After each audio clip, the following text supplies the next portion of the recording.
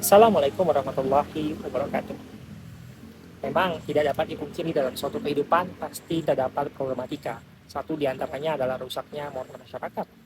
Permasalahan ini sejatinya telah terjadi sejak masa klasik, pertengahan, bahkan hingga saat ini.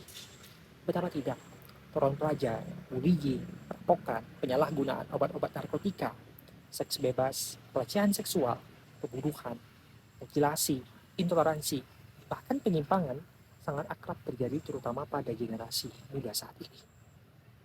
Harusnya ini menunjukkan kepada kita semua bahwa fenomena-fenomena tersebut menandakan masyarakat Indonesia saat ini sedang mengalami gejala degradasi moral, khususnya di sektor generasi muda. Guna mengatasi permasalahan tersebut, banyak akademisi, cendekiawan, bahkan ulama masa lalu yang mencoba mencari solusi atas fenomena-fenomena tersebut dengan berbagai macam pendekatan. Satu di antaranya adalah Ibnu Miskawih. Beliau merupakan seorang ulama yang terkenal di bidang filsafat akhlak, etika Islam, kedokteran, penyair, ahli kimia, ahli bahasa, sejarawan, yang bahkan disebut-sebut kemasyurannya melebihi pendahulunya, At-Tabari. Beliau lahir di kota Rai, wilayah Iran pada tahun 320 Hijriah dan wafat pada tahun 421 Hijriah di kota Isfahan, wilayah Iran, dalam usia kurang lebih 100 tahun. Beliau bernama lengkap kan Abu Ali Ahmad bin Muhammad bin Ya'qub Ibnu Miskawih. Ibnu Miskawih hidup pada masa pemerintahan Bani Abbasiyah di saat pemerintahan tersebut dipengaruhi oleh kekuasaan Bani Buwaihi yang beraliran Syiah. Kekuasaan saat itu secara de facto jatuh ke tangan Bani Buwaihi dan khalifah pada masanya hanya dianggap sebagai boneka yang setir Bani Buwaihi akibat kuatnya pengaruh Bani Buwaihi dalam urusan pemerintahan. Yakut dalam bukunya Mu'jam al-Adiba berpendapat bahwasanya Ibnu Miskawih adalah seorang Majusi. Akan tetapi, pakar sejarah pemikiran Islam Muhammad Yusuf Musa dalam salah satu artikel yang ditulis oleh Afifuddin yang berjudul Ibnu Miskawih dan pemikirannya tentang pendidikan, analisis terhadap konsep pendidikan akhlak dalam kitab Tahzibul Akhlak wa Tahhir al-Araq dengan tegas menolak komentar tersebut. Menurutnya seorang Majusi yang baru masuk Islam tidaklah mungkin menampilkan pemikiran sekaliber Ibnu Miskawih. Demikian pula jika diperhatikan nama orang tuanya adalah Muhammad, memperlihatkan bahwa dia adalah seorang Muslim. Ada kemungkinan orang tuanya lah yang pada awalnya Majusi, lalu masuk Islam dan mengambil nama Muhammad. Ibnu Miskawih merupakan sosok pemikir termasyhur yang berkali politik dan beraktivitas filsafat. Ia pernah ditunjuk sebagai bendahara penguasa dinasti Bani Buwaihi dan terlibat dalam praktik masyarakat saat itu. Jika ditelisik, pada awalnya ia hidup dalam keadaan serba kekurangan dalam hal ekonomi. Tetapi perkembangan pemikirannya secara langsung dipengaruhi oleh dengan cara membaca buku-buku, terutama ketika ia diberikan amanah dan kepercayaan untuk mengelola perpustakaan. Dalam beberapa literatur yang lain, aktivitas intelektual Ibnu Miskawih juga dipengaruhi oleh pengajaran dari para gurunya, mulai dari belajar sejarah dari Abu Bakar Ahmad, belajar filsafat dari Ibnu Al-Khamar, yang dikenal sebagai data analis, karya-karya Aristoteles, serta belajar kimia dari Abi At-Thaib Ar-Razi yang merupakan seorang ahli kimia yang terkenal pada zamannya. Selain itu, Ibnu Miskawih juga pernah menjadi seorang tenaga pendidik untuk para pemuka dinasti Bani Buwaihi. Ia juga pernah menjabat sebagai sekretaris Amirul Umara Ad-Daulah dengan kecakapannya dalam hal administrasi dan strategi perang. Ibnu Miskawih dikenal sebagai seorang ulama dan moralis terkemuka. Hampir setiap pembahasan tentang akhlak Islam, pemikirannya selalu mendapat perhatian yang utama. Majid Al-Faraqi, seorang profesor yang memiliki spesialisasi sejarah filsafat Islam dan pernah menjabat sebagai profesor emeritus filsafat di American University of Beirut, memberikan gelar Chief Moral Philosopher of Islam dan The Most Important Ethical Leader in Islam kepada Ibnu Miskawih. Hal ini tidak terlepas dari tulisan-tulisan Ibnu Miskawih tentang akhlak yang memiliki keistimewaan yang menarik, disebabkan pembahasannya selalu diiringi dengan nilai ajaran Islam yang berasal dari Al-Quran dan Sunnah, serta dikombinasikan dengan filsafat Yunani dan Persia. Meskipun demikian, ia akan dengan tegas menolak filsafat Yunani maupun Persia apabila didapati bertentangan dengan nilai-nilai ajaran Islam. Di antara kitab karangannya yang paling terkenal adalah At-Tahzibul Akhlaq wa Tahhir al-Araq, pendidikan akhlak dan pembersihan akhlak, yang telah berperan besar dalam pembinaan akhlak di dunia Islam masa lalu dan hingga kini. Melalui buku tersebut, Beliau memaparkan dan merumuskan etika yang bersumber dari ajaran Islam dipadukan dengan filsafat Yunani, Persia, serta pengalaman refleksi dirinya sendiri. Ibnu Miskawai membangun konsep pendidikan yang bertumpu pada pendidikan akhlak. Ia juga merupakan cendekiawan muslim pertama yang menjadikan psikologi sebagai dasar pendidikan. Pemikiran akhlaknya banyak dipengaruhi oleh pemikiran para pendahulunya, baik dari kalangan filosof Yunani maupun Muslim, seperti Plato, Aristoteles, Galen, Tolstoy, Al-Kindi, Al-Farabi, serta Ar-Razi. Pendidikan akhlak yang dibawa oleh Imam Miskawi sejatinya merupakan hasil dari pemikiran dan pengamatannya terhadap akhlak mayoritas orang pada zamannya.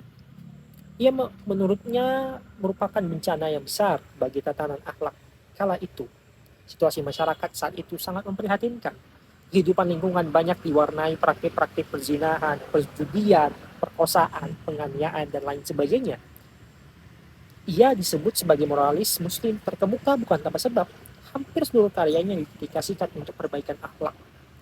Menurut Ahmad Amin, seorang cendekiawan muslim dan mantan rektor Universitas Al-Azhar, menyebutkan bahwa semua karya Ibnu Miskawi tidak luput dari kepentingan filsafat akhlak.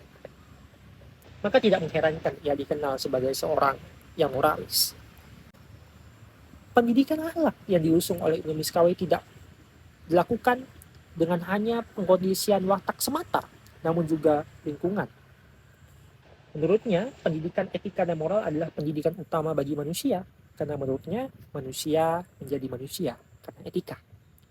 Setidaknya ada 4 tujuan etika akhlak menurut Ibnu Miskawai. Yang pertama adalah internalisasi. Etika Islam menjadikan akhlak Islami sebagai output dari pendidikan Islam. Yang kedua adalah memanusiakan manusia.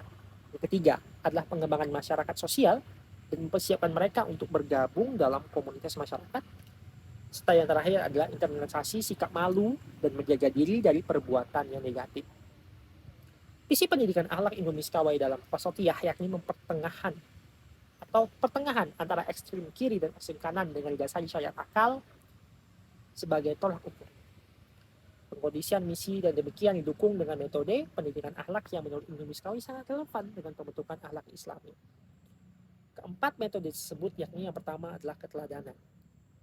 Menurut Ibnu Miskawai, pemberian nasihat, pembinaan, pemberian contoh-contoh akhlak terpuji merupakan cara terbaik dalam upaya membina generasi muda. Ibnu Miskawai menganggap bahwa guru berperan penting dalam mendidik kejiwaan muridnya untuk mencapai kejiwaan yang sejati. Maka guru pun menurut Ibnu Miskawi tidak terpaku dalam konsep jabatan formal semata. Menurutnya guru adalah mereka yang mencapai standar prasyarat tertentu. Syarat tersebut diantaranya adalah dapat dipercaya, pandai, dicintai, sejarah hidupnya jelas, tidak tercemar oleh masyarakat, dan dapat menjadi panutan bagi peserta didiknya. Yang kedua, metode pembiasaan dan pelatihan. Secara konsep dalam sudut pandang Ibnu Miskawai, akhlak merupakan suatu sikap mental yang mendorong seseorang untuk berbuat tanpa berpikir, yang mempertimbangkannya secara matang. Keadaan terwujudnya sikap ini dapat berasal dari watak, dan ada pula yang berasal dari kebiasaan dan latihan. Sederhananya, Ibnu Miskawai memandang karakter ada yang bersifat alamiah atau kita sebut hereditas, namun ada pula yang bersifat produktif yang tercipta melalui eksternalisasi dan habituasi yang tercipta melalui kebiasaan dan latihan serta berakhir menjadi sebuah karakter. Ia mempertegas sikap seorang Ibnu Miskawai bahwa ia menolak pendapat para pemikir Yunani yang menegaskan bahwa akhlak tidak dapat berubah karena merupakan manifestasi dari watak atau pembawaan. Bagi seorang Ibnu Miskawai, akhlak dapat selalu berubah melalui kebiasaan dan latihan serta pembelajaran yang baik. Beliau tidak menafikan adanya genetik dalam konsep akhlak beliau.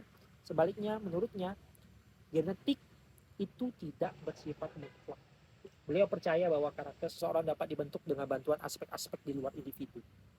Yang ketiga adalah at-tariqah at-tabi'iyah atau metode alami. Pembelajaran harus mampu mendiagnosis potensi-potensi yang kurang baik agar perlu ditekan segera. Pembelajaran sebisa mungkin menghormati segala potensi bawaan. Oleh karenanya, pendidikan akhlak bisa dilaksanakan tidak sekaligus, namun secara bertahap, tergantung pembawaan siswa. Sederhananya, pembelajaran melalui metode ini bertolak dari pengamatan terhadap potensi-potensi insan.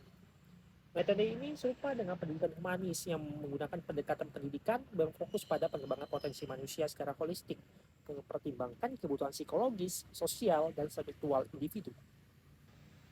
Yang terakhir adalah metode ancaman, hukuman, dan pujian.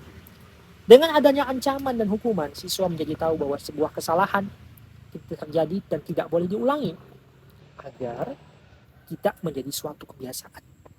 Adapun metode pujian dilakukan untuk meningkatkan motivasi siswa dalam melakukan perbuatan-perbuatan yang benar.